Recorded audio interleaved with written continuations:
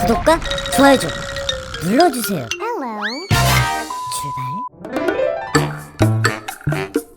야, 어제 너 SNS 봤어? 아니? 야, 대박 헐. 야, 이런 것도 올린 사람 있더라. 뭔데? 야, 어떤 남자가 인터넷에 일본 AV보다 더 리얼하게 해볼 사람을 찾는데, 근데 이 사람이 열차 한 칸을 통째로 빌렸댄다. 아, 뭐야? 너 평소에 그런 거만 보니까 그런 거만 나오는 거 아니야? 야, 아니야. 나 야동 끊은 지 오래됐어. 헤이, 미친놈. 카톡하숑. 너 오늘도 늦으면 아주 혼날 줄 알아. 아, 엄마. 나 미치겠다. 늦었다. 나 빨리 가야 돼. 알았어. 들어가. 내일 보자. 저 새끼가 얘기한 게 자꾸 눈에 아른거리네. 에이, 뭐 진짜겠어? 공짜인데 뭐 참가 신청이나 한번 해볼까? 참가요. 대만을 발칵 뒤집어 놓은 대만 열차 집단 성행위 사건이 있습니다. 때는 2012년 대만 타이페이에서 충격적인 집단 성행위 사건이 벌어집니다. 대만의 차이위린이라는 남성은 인터넷에 일본 AV를 올리고 이것보다 더 리얼하게 해볼 사람을 찾는다 라는 글을 올립니다. 이런 저질스러운 이 모집에 충격적이게도 18명의 남성과 17세 소녀 한 명이 이 일에 참여하기로 합니다.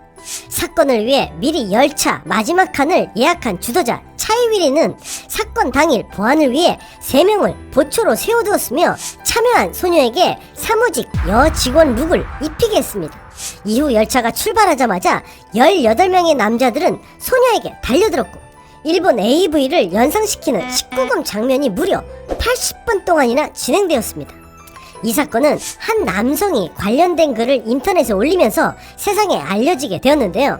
한 국회의원이 이를 언급하면서 대만 철도경찰청에서 정밀 수사에 나섰습니다. 검찰은 주동자 차이위린을 포함 6명에게 미풍양속 위반죄, 음란 알선죄 등을 물어 징역형을 구형하였습니다. 참가한 소녀는 진술에서 평소에 한 번도 경험해보지 못한 일이어서 호기심에 참여했다. 실제 관계는 일부 6명 정도와 했다라고 말했다고 합니다. 그런데 이 사건에 참가한 남성들은 대부분 고소득의 전문직 종사자들이어서 충격을 줬으며 여성 도우미로 참가한 2명의 여성이 있었는데 그녀들은 현대의 성에 대한 논문을 쓰기 위해 이 일에 참여했다라고 진술했다고 합니다. 대만은 중국과 반대로 친일 성향이 강합니다. 1895년 이후 50년이나 일본의 통치를 받았고 대만 입성 당시 장개석 국민당의 정치적 입지가 오늘날 대만 친일 정서의 뿌리라고 할 것이라고 이야기들을 하는데요. 그런 까닭에 근대화 이후 대만 국민은 일본의 그 어느 문화보다 방송, 예술, 음악 그리고 AV 등으로 대변할 수 있는 일본 성문화에 익숙합니다. 지난 2월 엽기적 열차 성행위 사건도 그런 배경과 결코 무관하지는 않다고 보는데요. 바로 일본식 성인 비디오를 그대로 모방한 변태적 집단 성행위였던 것입니다. 한편 법원에서는 차이위린을 제외한 주동자 5명에게 무죄를 선고했는데 이유는 다음과 같습니다. 첫 번째, 참가한 소녀는 일절의 금품을 받지 않았다. 그래서 성매매나 유사행위로 볼 수 없다. 두 번째, 소녀가 자발적으로 참여했다.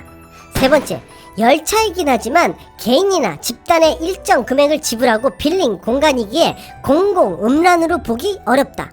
이렇게 참가한 여성이 자발적으로 참여했고 관계를 가지는 것에 동의했기에 강제 추행 등의 법을 적용할 수 없다 라고 법원의 판결로 주도자를 제외한 참가 남성들은 무죄를 선고했습니다. 차이위리는 음란 알선죄에 해당되는 행위를 했기에 징역 6개월에 벌금 18만 타이완 달러 약 660만 원을 확정했습니다. 마지막으로 경찰 조사가 진행되면서 한 가지 더 충격적인 사실이 알려졌는데요. 그것은 자발적으로 사건에 참여한 소녀는 사실 17세이지만 참여하기 위해 나이를 19세로 속였다고 합니다. 끝입니다. 정말 대만을 발칵 뒤집어 놓을 사건이네요. 정말 어마무시하네요.